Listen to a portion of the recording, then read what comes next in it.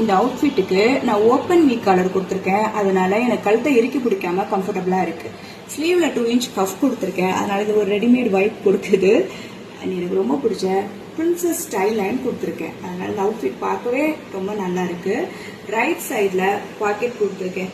நீங்க தைச்சிட்டு நீங்களே நல்லா இருக்குன்னு சொல்லிப்பீங்களா அப்படின்னு கேட்காதீங்க. அண்ட் ரைட் சைட்ல பாக்கெட் கொடுத்துருக்கேன். பேக் சைடு கம்ப்ளீட்டா பிளாக் கலர்ல கொடுத்துருக்கேன். இந்த அவுட்ஃபிட் பாத்தீங்கன்னா எனக்கு வெயிஸ்ட் லைன்ல எவ்வளவு லூஸா இருக்கு பாருங்க. இந்த பக்கமும் எவ்வளவு லூஸா இருக்கு.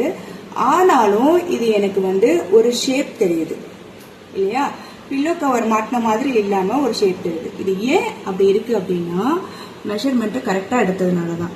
மெஷர்மெண்ட்லயே நம்ம மிஸ்டேக் பண்ணிட்டோம் அப்படின்னா அடுத்து அதை நம்ம எவ்வளவு கேர்ஃபுல்லா பண்ணாலும் அது ஃபார்வர்ட் ஆகிட்டே வரும் அந்த மிஸ்டேக். ஸோ அதனால மெஷர்மெண்ட்டை ஃபர்ஸ்ட் ப்ராப்பரா எடுக்க கத்துக்கணும். ஒவ்வொரு மெஷர்மெண்ட்டும் எப்படி எடுக்கணும்னு நான் ஏற்கனவே வீடியோ போட்டிருக்கேன்.